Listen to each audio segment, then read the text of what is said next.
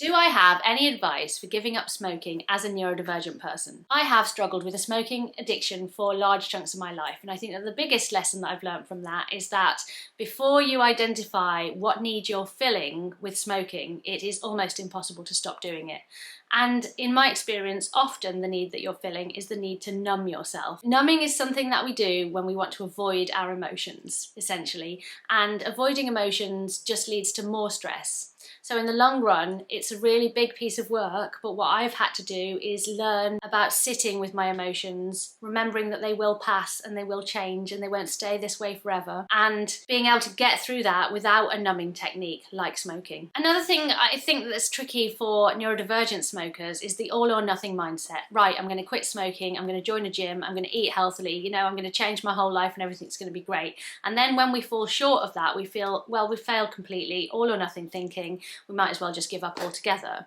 And that is really counterproductive because it's not possible to change so many aspects of your life, even if you're not autistic, let alone if you have difficulties around change. So I would say take small steps. If you're planning to quit smoking, only quit smoking. Don't also try to do something else.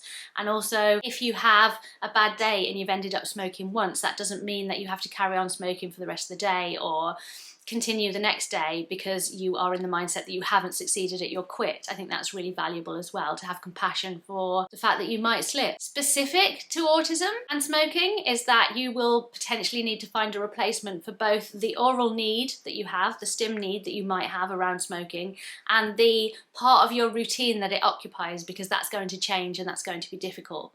For the oral stim, I would recommend things like perhaps chew jewellery, sweets, or just a pencil that you chew on the end, just something that's quite similar, whatever works for you. And for the routine change, what I have done is added something. Rather than feeling I'm just taking something away, I've added something to replace those smoke breaks by having a cup of really nice tea every time I would normally smoke, so I still get that finished job, take a break, get reward thing that I was getting from smoking. And finally, just keep trying. If you fail, try to quit again. Try again and again and again, because I have to believe that one day we will crack this.